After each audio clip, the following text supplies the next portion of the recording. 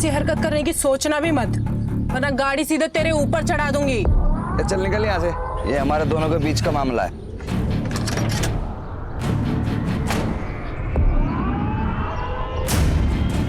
ये हमारे भी बीच का मामला है। प्रिया मेरी बेस्ट फ्रेंड है, अगर आइंदा इसके आसपास भी नजर आया ना तो गाड़ी सीधा तेरे घर में। अपने पापा को बुलाइए, मैं लड़कियों से बात नहीं करता, बताऊंगा उन्हें। आप ऐसे पुराने एम्प्लॉय को कंपनी से निकाल नहीं सकती। टेक ओवर के वक्त ये डील हुई थी। डील 3 साल पहले हुई थी हेमंत जी, अब कंपनी मैं संभालती हूँ। अगर कोई ड्राइवर महीने में आधे से ज्यादा दिन काम पर नहीं आएगा तो वो बाहर जाएगा, और अगर आगे से आपने ऐसे किसी इंसान का पक्ष लिया है ना तो आप भी बाहर जाएंगे। बहुत बड़ी गलती की है मेरे पापा ने जो आपको ये बिजनेस बेचा।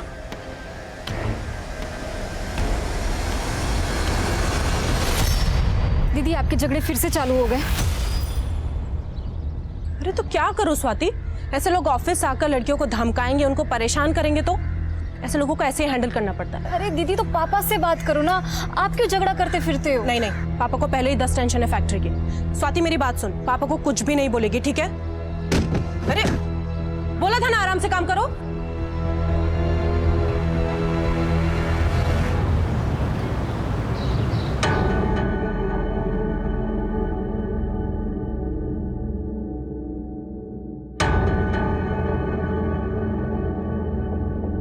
नीति, ट्रांसपोर्ट ऑफिस में क्या हुआ है? और ये पुराने मालिक का लड़का क्यों आया था? पापा वो ऑफिस आकर अपनी पावर दिखा रहा था तो झाड़ दिया मैंने। बस गार्ड से पिटवाया नहीं? हाँ? क्या पापा आप भी ना। अरे मेरा बच्चा, जो तुझे ठीक लगे ना वो कर, किसी से डरने की कोई जरूरत नहीं है। प्रॉफिट डबल कर दिया तूने बिजनेस का। बल्कि मैं तो ये सोच रहा था कि अपनी आयरन फैक्ट्री बंद करके तेरे साथ ट्रांसपोर्ट ऑफिस में बैठ जाता हूँ, बस एक बार तेरी शादी करो। पापा ये शादी। अरे रुक ना बेटा, ये देख कुछ फोटोग्राफ्स आए। अरे देख तो सही, इनमें से तेरे बिजनेस के साथ किसी को कोई भी प्रॉब्लम नहीं है। ये लड़के वड़के देखना नहीं होता मुझसे, एंड आई नो आप मेरे लिए जो चुनोगे बेस्ट चुनोगे।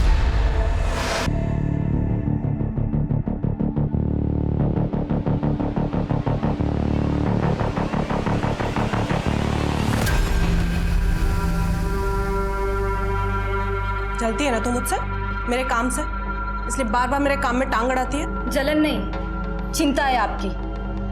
ठीक है, करो जो आपके मन में है, लड़ो लोगों के साथ, कोई कुछ कर देगा किसी दिन तो।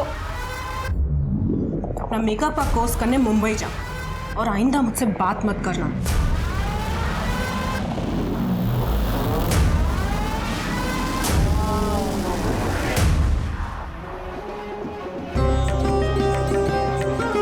अरे स्वाति बेटा, नीति को जल्दी से ले आओ, शादी का मुहूर्त हो रहा है।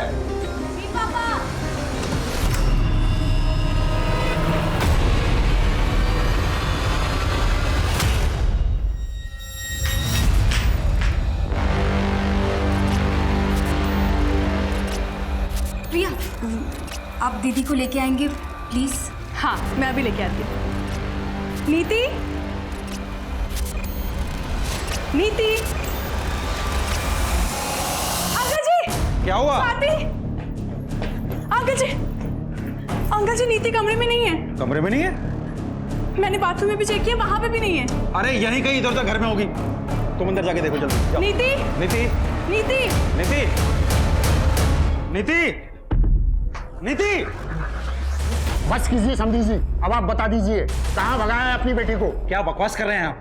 मैं क्यों अपनी बेटी को उसी की शादी से भगाऊंगा? मैं सब समझ चुका हूँ कि आप क्या क्या कर सकते हैं। ये सब किया धरा आपका ही है, या तो आप यहीं बता दीजिए, नहीं तो पुलिस पूछेगी आपसे ये सवाल। सर इतना इंतजाम करके खर्चा करने के बाद अपनी ही बेटी को उसी की शादी से भगाऊंगा मैं? क्यों? तो फिर निधि शादी के जोड़े में इतने सारे मेहमानों के बीच में से गायब कैसे हो गई? सर मैं बता रहा हूँ आपको, सब कुछ किया धरा इसी आदमी का है। कोई मालदार पार्टी मिल गई होगी इसको, इसलिए मेरे 20 लाख रुपए देने के लिए। क्या 20 लाख? क्या सर वो इसने कहा था कि 20 लाख कैश शादी में देगा। मतलब चीचा को 20 लाख रुपए नहीं मिले इसलिए चीचा रूठ गए। चलिए आपको 20 लाख रुपए दिलाते, लेके जाओ इनको। अरे सर एक मिनट सर कैश है। नीति के कमरे के बाजू वाले कमरे में रखा है सर, लॉकर में।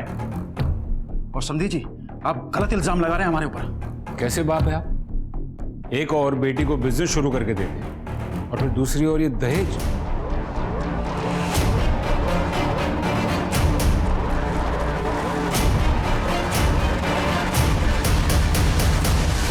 क्या लॉकर खुला है और पैसे गायब हैं? सर मैंने पैसे लॉकर में ही रखे थे सर, मुझे याद। बस कीजिए पापा, पैसों को छोड़िए अभी। दीदी इंपॉर्टेंट है ना अभी।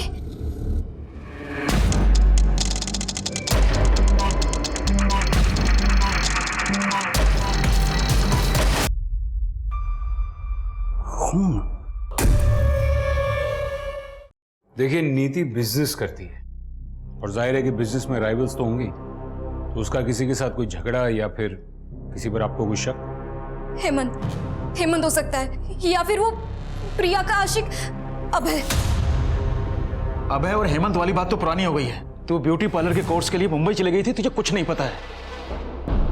सर वो आए दिन नंदू टेरिस पर आ जाता था। नंदू? जी, नीति के लिए उसका रिश्ता आया था। बताया गया था कि वो डॉक्टर है, लेकिन बाद में पता चला कि वो किसी अस्पताल में छोटी सी जॉब करता है, सिर्फ 30,000 रुपए कमाता है। तो मैंने रिश्ता कैंसिल कर दिया। इसी बात को लेकर पूरी फैमिली झगड़ा करने आती थी, और खास करके वो नंदू। तो क्या करता? नीति के पापा उससे बात तक नहीं करने देते थे, इसीलिए एक दफा बात करने के लिए टेरेस के थ्रू गया था। लेकिन इसका ये मतलब नहीं होता ना कि मैं नीति को उठा कर लेके जाऊंगा। मेरे हॉस्पिटल में मेरे बारे में पूछताछ कर लीजिए। आज तक किसी के घर में डाका डालने की नौबत नहीं आई नंदेश शर्मा की। मैं नीति जितना नीच नहीं हूं सर कि बिजनेस के लिए इस हद तक गिर जाऊंगा। आप किसी से भी पूछ लीजिए, उस रात मैं अपने घर पे था और ये जो उसकी हरकतें थी ना, ये तो होना ही था उसके साथ। हाँ, मैं गया था वहां पे। नीति के बगल में ही मेरे चाचा जी रहते हैं, उनकी लड़की का बर्थडे है आज, इसलिए गया था। अरे साहब, कुछ करना होता ना तो 6 महीने पहले कर देता। 6 महीने इंतजार क्यों करूंगा? वैसे भी मेरी और प्रिया की शादी होने वाली है। पर प्रिया तो तुम्हें पसंद ही नहीं करती है ना? साहब, प्रिया तो मुझे हमेशा से पसंद करती थी, और वो नीति है जो उसको मेरे खिलाफ भड़काती रहती है। एक नंबर की चालाक लड़की है।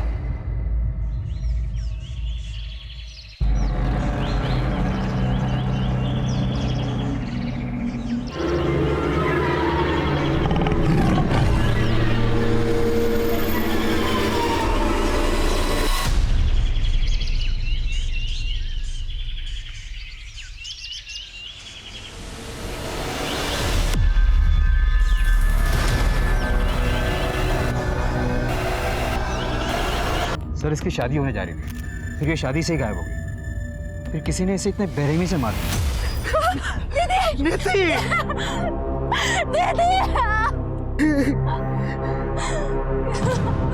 किसने किया? गहने कहाँ गए? 15 लाख से ऊपर के गहने थे।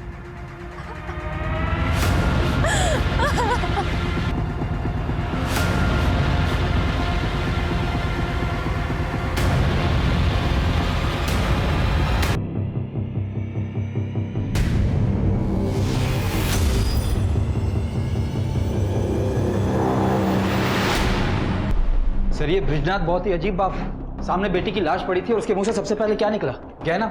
पांडे, अगर ये ब्रिजनाथ अपनी ही बेटी नीति को प्लान करके गायब करता है तो फिर ये नीति की लाश? एक काम करो, ये ब्रिजनाथ का फोन मंगवाओ। एक मिनट बताइए, बात क्या है? मैम मुझे मिलने दीजिए साहब से। एक मिनट मैडम, बोलिए क्या बात है? मेरा एक कुत्ता था साहब, एक रात वो घर नहीं आया। करीब 6 महीने पहले की बात है। आपके कुत्ते का और नीति का क्या कनेक्शन? 3 दिन तक मैंने उसे पूरे शहर में ढूंढा, पर मिली उसकी लाश ठीक उसी जगह जहां आपको उस दुल्हन की लाश मिली थी, और ठीक उसी तरह चीर-फाड़ करी हुई जैसे उस दुल्हन की थी। मतलब आप ये कहना चाहती कि वो दुल्हन और आपके कुत्ते का कातिल एक ही इंसान है? एक ही है, पर इंसान नहीं, शेर।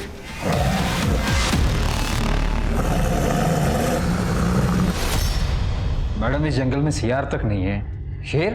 मुझे मालूम था आप लोग ऐसे नहीं मानेंगे, इसीलिए। 1 मिनट। जीतू, जीतू इधर आ। साहब ये जीतू है, वो रामदीन सिंह है ना, उसकी वर्कशॉप में काम करता था। जहां वो लकड़ी और रद्दी का काम होता है। अभी 3 महीने पहले इसने नौकरी छोड़ी है। जी तू बता ना साहब को, तूने उस दिन क्या देखा था? बता, डर मत बता। साहब उस रात ना बहुत बारिश हो रही थी, इसलिए मैं ना कारखाने में रुक गया था, और जब बारिश बंद हुई ना तो मैंने बड़े से जानवर की परछाई देखी। मतलब रात के अंधेरे में तूने परछाई देख ली? हाँ साहब, मतलब मेरा कि मैंने एक बड़े से जानवर को वहां से जाते हुए देखा। मैं इतना डर गया था ना, पूरी रात में कारखाने में रुका, और उसके बाद मैंने कुत्ते की चीख सुनी। बेटा बारिश तो बहुत हुई थी ना उस रात, है ना, तो जमीन तो गीली हो गई होगी, तो दूसरे दिन सवेरे तुझे शेर के पंजों के निशान नहीं दिखे? बोल। कुछ भी हो जाए आप लोग तो मानेंगे नहीं, क्योंकि शेर को पकड़ना तो आप लोगों के बस में है नहीं। जीतू चल, इन्हें बोलने का कोई फायदा नहीं, ये हमारी बात पे विश्वास नहीं करेंगे। सर ये रिपोर्ट आ गया। हाँ, ये क्या नया ट्रैक है पांडे? शेर? सर ये सरिता जी अकेली रहती हैं तो शायद मनगढ़ंत कहानियां बनाती होंगी। सर मेन प्रॉब्लम तो यहाँ है फॉरेंसिक रिपोर्ट पे। किसी सस्पेक्ट का होगा, नंदू और बाकी सस्पेक्ट से मैच करवाओ। जी सर। अलमारी में कोई फिंगरप्रिंट्स नहीं मिला। हाँ तो पांडे ऐसा हो सकता है कि जो आया था वो ग्लव्स पहन के आया हो। तो मुझे ये बताओ ना कि पोस्टमार्टम रिपोर्ट में क्या है? सर पोस्टमार्टम रिपोर्ट में तो एक अजीब बात सामने आई है। नीति की बॉडी पर जो घाव थे, देखा चूरा। इसका मतलब है जो मर्डर वेपन है वो लकड़ी काटने के काम आता है। पांडे, ये सरिता जी जो अभी आकर गई वो किसी रामदीन के बारे में बात कर रही थी, जिसकी कुछ लकड़ी काटने की और रद्दी की वर्कशॉप। जी सर। चलो इस रामदीन से मिलकर आते हैं। कमाल करते हैं साहब, डेड बॉडी पे लकड़ी का भूसा मिल गया और आप सीधे हमारे वहां चले आए। हम ये बंद कर, बंद। सिर्फ इसलिए नहीं आए, हम इसलिए भी आए हैं क्योंकि वो बॉडी आपके इस वर्कशॉप से सिर्फ 200 मीटर की दूरी पर मिली है। तो हमारा क्या लेना देना है ब्रिजनाथ की बेटी से साहब? वो सरिता सही कह रही है, ये शेर नहीं किया है। वो दुल्हन को और कौन मारेगा साहब? आप लोग भी ना। आपके वर्कशॉप में इस्तेमाल होने वाले औजार कहाँ है वो? सब औजार का वो हिसाब हमारा सुपरवाइजर रखता है। हेमंत, हेमंत साहब, हेमंत। हाँ सर। तुम? आप जानते हैं इसे? हाँ। तुम यहाँ क्या कर रहे हो? सुपरवाइजर की नौकरी कर रहा हूँ, और क्या कर रहा हूँ? उस नीति ने बर्बाद जो कर दिया मुझे।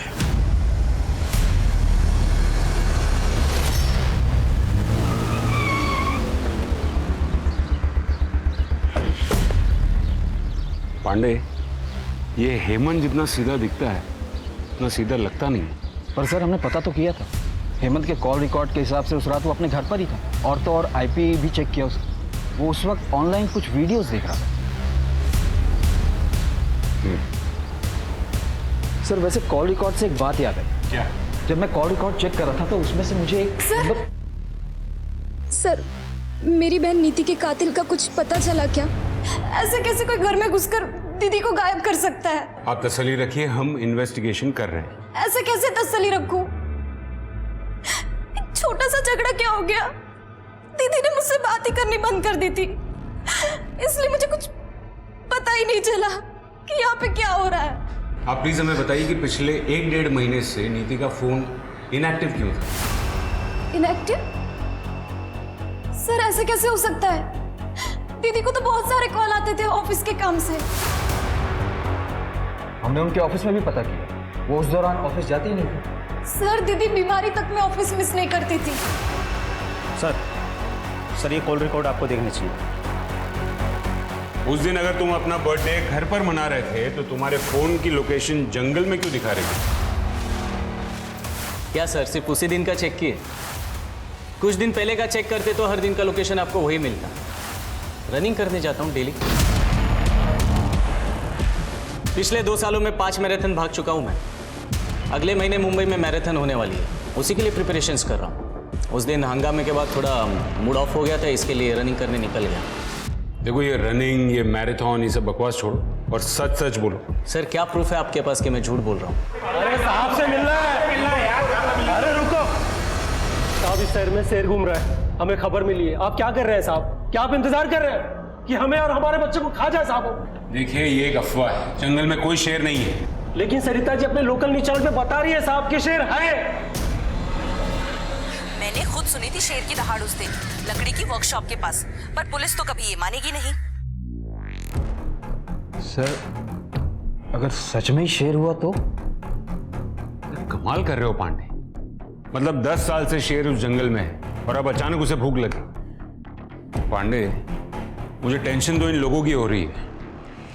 आज तो जैसे तैसे भगा दिया, लेकिन डर फैल रहा है शहर में। पांडे अपने शहर में एक प्रोफेसर शेखर है, ये जंगल वगैरह में रिसर्च करते हैं। हाँ सर, उसे जंगल का चप्पा चप्पा पता है। उनको बुला के लेके आओ। शहर के लोगों को उनकी बात पर बहुत भरोसा है। अगर वो कहेंगे ना कि शेर नहीं है तो शायद लोग मान जाएंगे। जी सर।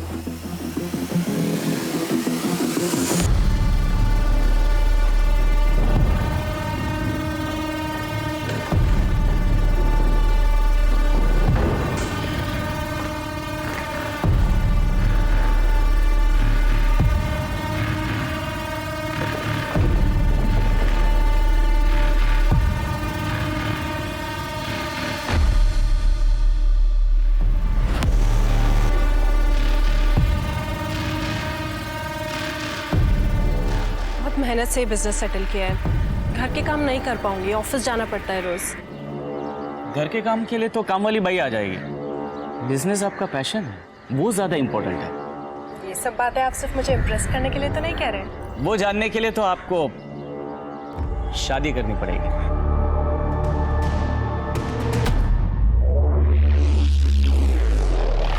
दस साल से चल रही है शेर की कहानी। एक सर्कस कंपनी आई थी, उनके पास शेर तो था नहीं, लेकिन उन्होंने पूरे शहर में ढिंडोरा पीट दिया कि शेर का खेल दिखाएंगे। और इवेंट वाले दिन उन्होंने कह दिया कि शेर जंगल में भाग गया। तब से लोगों को लगता है कि जंगल में शेर है। प्रोफेसर साहब, अगर जंगल में शेर नहीं है तो फिर ऐसा कौन सा जानवर है जो इंसान की जान ले सकता है? सर ऐसा कुछ भी नहीं है। इतने सालों से मैं पेड़ों की गैर कानूनी कटाई के खिलाफ लड़ाई लड़ रहा हूँ और इसीलिए इस जंगल का चप्पा चप्पा जानता हूँ मैं। और जितना मैं लोगों को समझाने की कोशिश करता हूँ कि जंगल में कोई शेर नहीं है, उतना ही मेरी बुआ लोगों को आकर बोलती है कि इस जंगल में शेर है, शेर है। बुआ? हाँ सर, सरिता जी मेरी बुआ हैं। वो मेरी बात समझती ही नहीं है। लेकिन खैर, अगर आप कह रहे हैं तो मैं पूरी कोशिश करूँगा कि लोगों को समझा पाऊँ।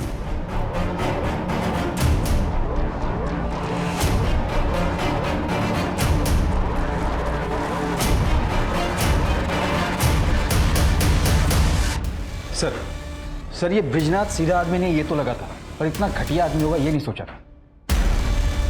ये देखिए उसके फोन से क्या मिला।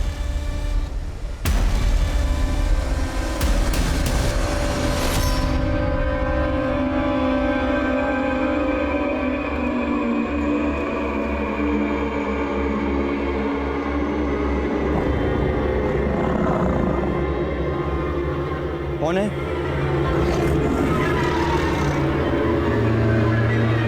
कौन है?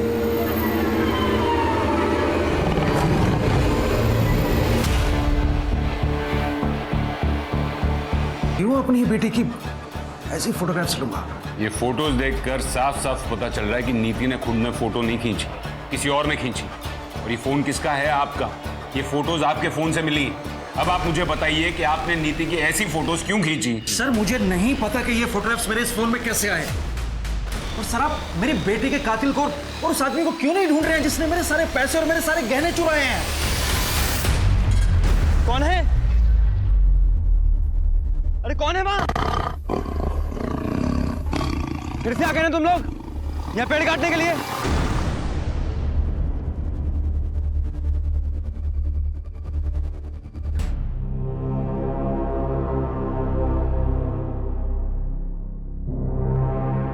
ऐसे क्या देख रही है? आपने सच में दीदी के साथ कुछ किया तो नहीं ना? शादी के कुछ हफ्ते पहले से दीदी का फोन क्यों बंद था? तुझसे बात नहीं करनी थी।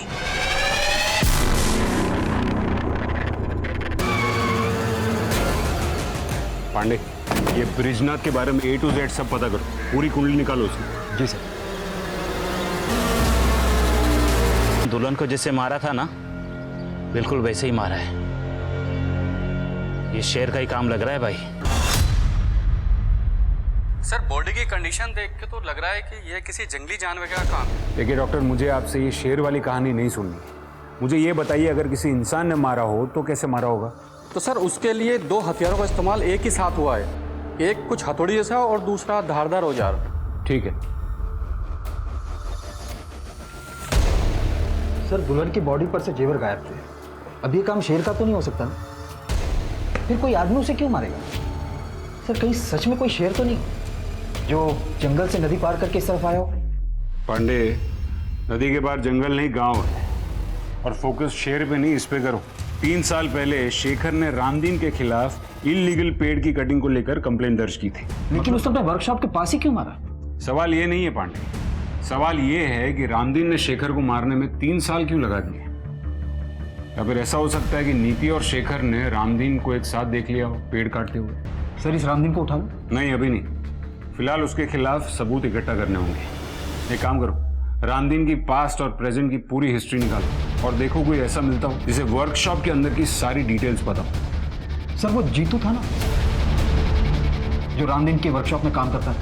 मैं कह रहा था मैं नहीं आ पाऊंगा इस बार त्योहार पर। यहाँ पे एक अजीब सा मर्डर का केस आया है। पर भैया देखो ना, कुछ हो सकता हो तो। नहीं हो पाएगा, एक दुल्हन का मर्डर हुआ है ना, वो भी बड़ी अजीब तरीके से, पूरा चीर फाड़ दिया उसको। एक दुल्हन के मर्डर का केस हमारे थाने में भी आया था कुछ 1 साल पहले, सेम वैसे तरीके से उसे भी चीर फाड़ दिया गया था और आज तक ये केस सॉल्व नहीं हो पाया। शेर की बात ही हो रही। सर मेरा भाई श्याम मेरे गांव पालिका एक कांस्टेबल है। तो सर उसके थाने में भी सेम केस आया था जो अभी तक सॉल्व नहीं हुआ है। सर शेर का तो पता नहीं, लेकिन मर्डर जो है लगभग सेम तरीके से ही हुआ है।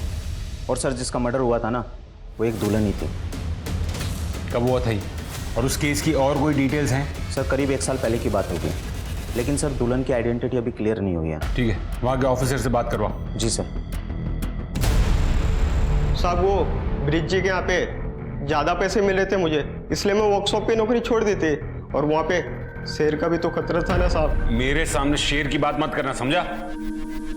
अच्छा मुझे बता कि तेरे वर्कशॉप पे कोई अक्सर रामदीन को मिलने आता था क्या? हाँ, हफ्ते में 1 दिन उनसे कोई तो मिलने आता था। उस दिन सबके जाने के बाद साहब वर्कशॉप में अकेले रुकते थे।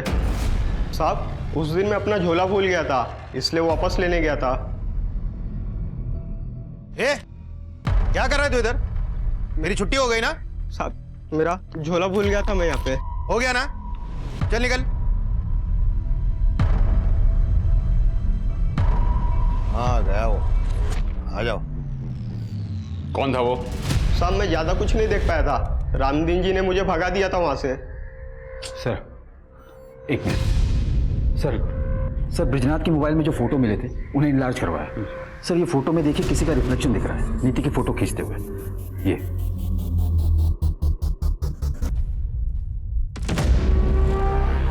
सर ये तो सुलभा है। सुलभा? हमारी नौकरानी।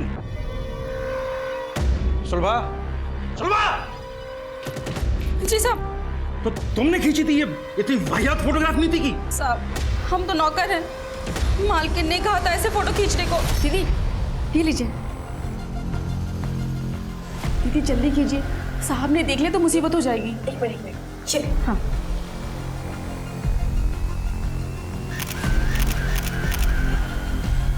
पर दीदी के पास खुद का अपना फोन था, तो पापा के फोन से क्यों खिंचवाएंगी? मालिक ने 1.5 महीने पहले फोन छीन लिया था। छीन लिया था? ये घर में क्या चल रहा था पापा? कुछ नहीं चल रहा था। मैं आपकी थोड़ी मदद कर देता हूँ। यहाँ आने से पहले हमने आपके सारे अकाउंट्स चेक किए। पिछले कुछ महीनों में क्रेडिट कार्ड से काफी शॉपिंग की है आपने, फ्रिज, टीवी, वॉशिंग मशीन। अरे पर किसके लिए? घर में ऐसा कुछ नया तो आया नहीं है। आपके घर के लिए नहीं, इन सारी चीजों की डिलीवरी प्रिया के घर पे हुई थी।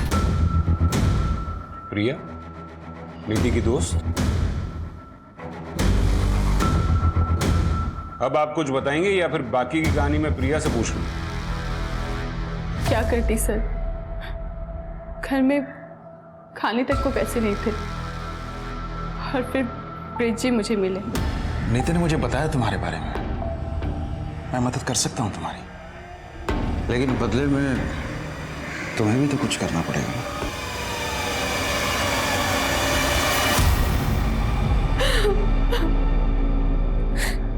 मेरे पास और कोई रास्ता नहीं था सर। और नीति को यह बात कब पता चली?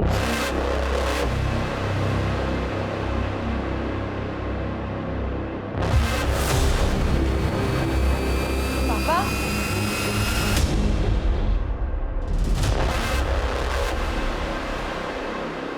और जब नीति ने आपकी इस हरकत का विरोध किया तो आपने उससे उसका फोन छीन लिया, उसका ऑफिस जाना छुड़वा दिया। वो अपने बाप से बदतमीजी कैसे कर सकती थी?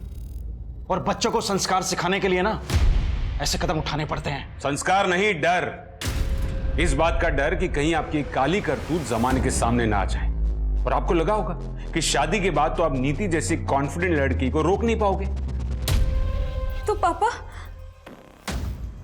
आपने दीदी को, इसलिए शादी वाले दिन भी आप सब प्रिपरेशन छोड़ के आधे घंटे के लिए कहीं चले गए थे, और आधे ही आपने दीदी को बुलाने के लिए कहा था। फूल लाने के लिए गया था, पंडित जी ने अचानक से फूल लाने के लिए बोल दिया था। तो आपने अपनी प्रिया को कहा होगा कुछ करने के लिए। नहीं, ब्रिजी ने मुझे कुछ नहीं कहा था। नीति ही मुझसे नफरत करने लगी थी। कई बार तो उसने मुझे थप्पड़ भी मारा था, लेकिन मैंने उसे कुछ भी नहीं कहा और कहती थी कि इस मुंह से मुझसे ये सब कुछ और झेला नहीं जा रहा था, इसलिए मैंने अभय से शादी करने के लिए हाँ कह दिया। सर, वो गांव से ऑफिसर का फोन। हाँ जी, मुझे वो दुल्हन वाले मर्डर केस की डिटेल्स चाहिए थी। हाँ सर, एक फ़ोन मिला था उसके पास से, लेकिन वो बहुत ही डैमेज था और लॉक भी था। बहुत टाइम लग गया उसको ठीक करने में और अनलॉक करने में। अब करीब 1 साल के बाद अनलॉक हुआ तो पता चला कि वो यहीं गांव के पास ही रहती थी। दुल्हन की फैमिली का कहना था कि उस लड़की का किसी के साथ चक्कर चल रहा था, लेकिन किसके साथ वो हमें पता नहीं। Thank you very much. और कोई डिटेल्स मिले तो हमारे साथ शेयर कीजिएगा। Okay sir. मेरा पूरा परिवार बिखर गया। सर, प्लीज बता दीजिए कौन है मेरी दीदी का कातिल। पापा, देखिए, हमने पता लगाया आपके पिताजी वाकई में फूल लेने गए थे, तो फिर और कौन रह जाता है? नीति का बॉयफ्रेंड। बॉयफ्रेंड? नहीं सर, ये हो ही नहीं सकता। दीदी का फोकस सिर्फ बिजनेस पे ही था, और दीदी तो ये शादी से भी बहुत खुश थी। तो फिर एक जवान लड़की ऐसे फोटोज किसके लिए क्लिक करेगी? हमने फोन भी चेक किया, हमें कोई नंबर नहीं मिला। शायद वो इंटरनेट कॉलिंग से बात किया करती थी। और इस केस में ये पॉसिबल है कि घर से चोरी नीति ने या फिर नीति और उसके बॉयफ्रेंड ने मिलकर की थी। पैसे दीदी ने नहीं चुराए थे, मैंने चुराए थे। मुझे अपना ब्यूटी पार्लर खोलने के लिए पैसे चाहिए थे, और पापा को मुझ पे भरोसा ही नहीं था, और दीदी मुझसे बात ही नहीं कर रही थी।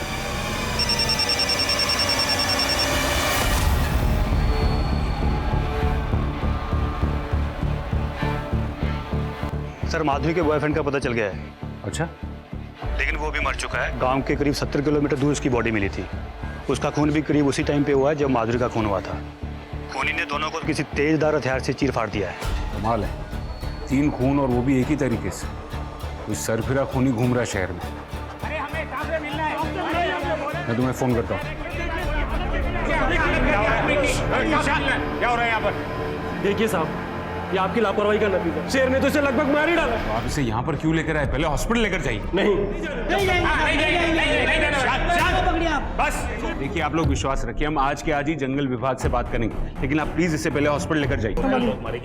2-4 लोग गांव के मरेंगे नहीं ना जब तक।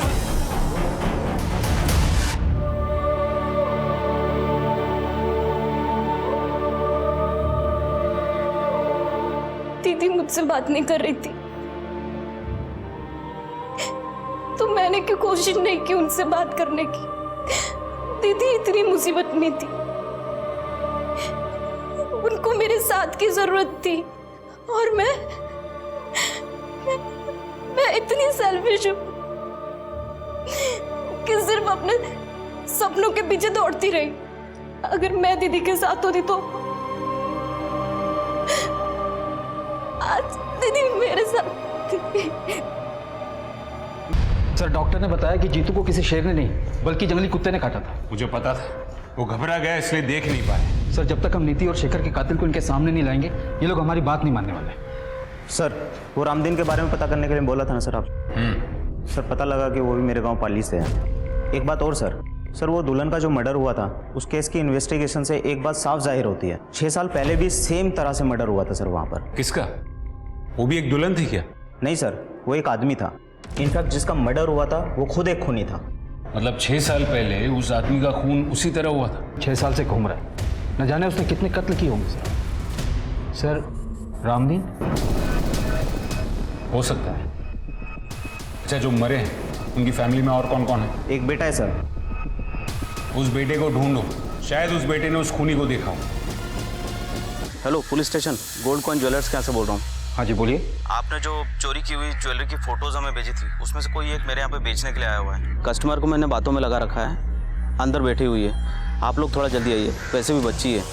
वो नेकलेस मेरा नहीं है, वो नंदू भैया का है। नंदू भैया ने एक डब्बे में छुपा के रखा था, मैंने निकाल लिया। मुझे लगा कि मेरा बर्थडे का गिफ्ट है। मैंने कुछ नहीं किया सर, मैंने कुछ नहीं किया। बहुत घुमा लिया पुलिस को। अब मुंह खोल और सच बता, कैसे भगाया नीति को, कैसे उठाया? बोल। बताता हूँ सर। सर मैंने नीति को नहीं उठाया सर, वो खुद आई थी मेरे पास। हम दोनों एक दूसरे से बहुत प्यार करते थे सर। मैंने कुछ नहीं किया सर, बिलीव मी। लेकिन जब उसके पापा ने मेरा और नीति का रिश्ता तोड़ दिया तो मैंने तो उम्मीद ही छोड़ दी थी। लेकिन एक दिन खुद नीति ने मुझे फ़ोन किया था, ये कुछ 3-4 महीने पहले, और उसी के बाद हम लोग छुप छुप कर मिलने लगे थे सर। और वो खुद अपने फोटो तुझे भेजती थी?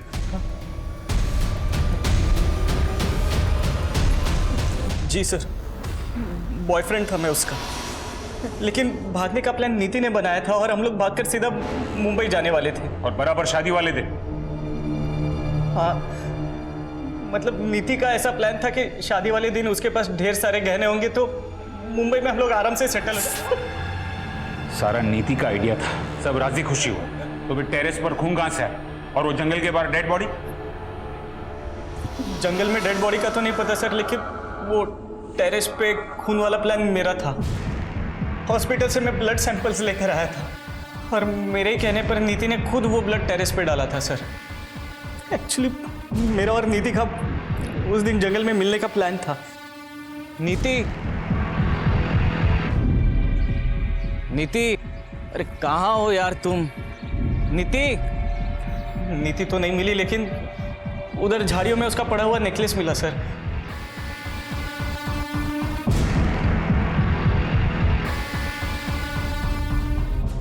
मेरा विश्वास कीजिए सर, उस दिन जंगल में क्या हुआ मुझे कुछ नहीं पता सर। उस दिन जंगल के आसपास तू अकेला ही था और कोई नहीं था।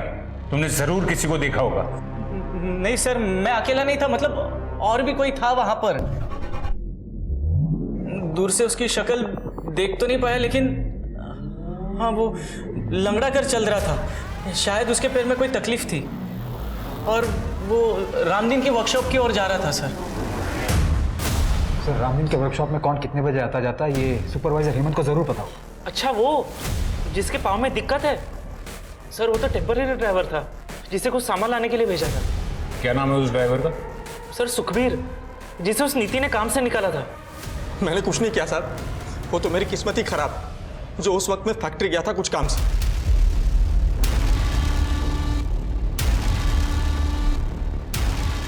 ये ब्रेसलेट तुम्हारा है? हाँ साहब। नया लिया? हाँ साहब। पुराना कहाँ है? पुराना मैं दिखाता हूँ। ये तुम्हारा ही है ना?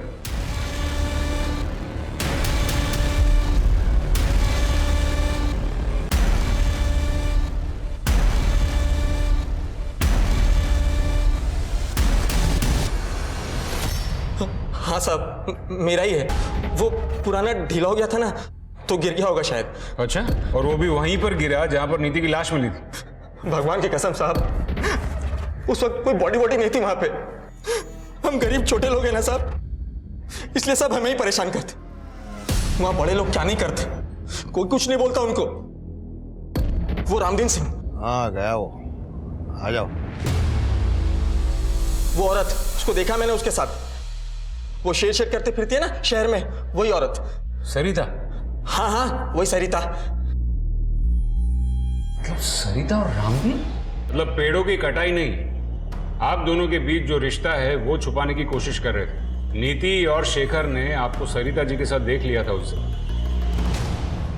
इसलिए आपने उन दोनों को। सर लेकिन एक बात समझ में नहीं आई, दूसरे शहर जाकर उस दुल्हन को और उसके बॉयफ्रेंड को क्यों मारा आपने? अरे साहब ये क्या कह रहे हैं आप सर, हमने किसी को भी नहीं मारा है साहब। जब तक सब कुछ सच सच नहीं बता देते तब तक यहां से बाहर जाने नहीं दूंगा मैं।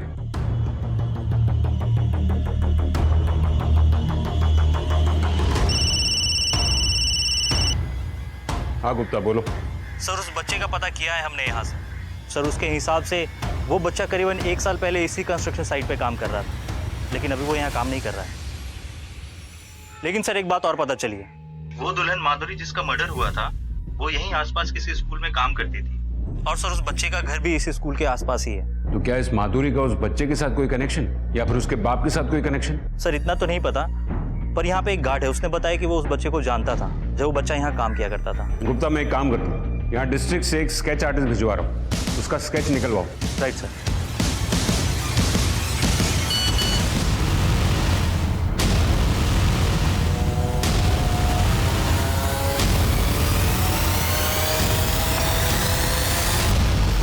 अरे साहब हमें क्यों बंद करके रखा? हमने कुछ नहीं किया साहब, हम कह रहे हैं ना साहब। एक बात बताओ, तुम्हारे वर्कशॉप में जो जो काम करते हैं या करते थे उनमें से तुम्हारे गांव पाली से कौन था? यही है वो? हाँ सर यही है वो।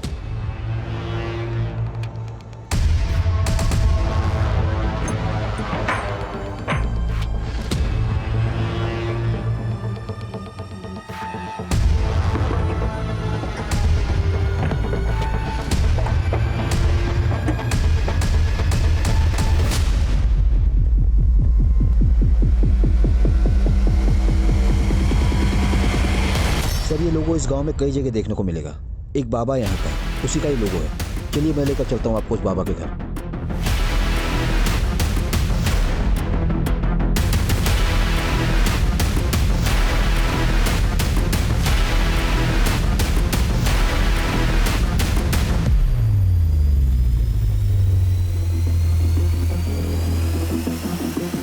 तुझे रामदीन ने इसीलिए काम पे रखा था ना, क्योंकि तू उसके गांव से है? हाँ रखा था तो साहब। और तुझे नौकरी सिर्फ इसीलिए करनी थी ना कि एक अच्छी सी लड़की से शादी करनी थी? साहब शादी करके घर तो बसाने हैं ना हमें भी। वाह ये कमाल है, लोग शादी करने के लिए मैरिज ब्यूरो में नाम लिखवाते हैं, पेपर में ऐड देते हैं, और तू मर्डर करता है। क्या साहब ये क्या बोल रहे हो आप? ये मैं नहीं बोल रहा हूँ, तेरा वो जंगल वाला बाबा बोल रहा है। थोड़ी जेल की हवा लगी, 2 डंडे पड़े तो मुंह खुल गया उसका। साहब मैं शादी करके ना सिर्फ घर बसाने वाला था। वो माधुरी थी ना, उससे बहुत प्यार करता था मैं, लेकिन उसने क्या किया, घर से भागने के लिए मेरा ही इस्तेमाल किया। किसके लिए? उस फालतू लड़के के लिए। ने क्या किया था? उसको क्यों मारा? बाबा ने कहा बलि दो, सफलता मिलेगी। फिर बाबा ने मुझे बताया कुछ पाने के लिए बलिदान देना पड़ता है, बलि देनी पड़ती है। एक जानवर एक लड़की को मारकर तुझे सफलता मिलती, और शेखर उसकी बलि क्यों दी? माँ बाप उनको क्यों मारा? मेरी माँ को वो जो कुछ भी बोलते थे मेरी माँ के बारे में, उनके आशिक के बारे में, सब कुछ झूठ था, सब गलत था। और ये दुनिया वाले उनकी झूठ को सच मानते थे। मगर मैं समझ गया था उस आदमी को, इसलिए मैंने उसको कुल्हाड़ी से मार दिया था। अब चिंता करने की कोई बात नहीं, बाबा ने मेरा शुद्धिकरण करवा दिया है। अब मैं शादी कर सकता हूँ, अपना घर बसा सकता हूँ। तेरा शुद्धिकरण तो बेटा अब हम करेंगे, और तेरा घर है ना, यही जेल में बसाएंगे।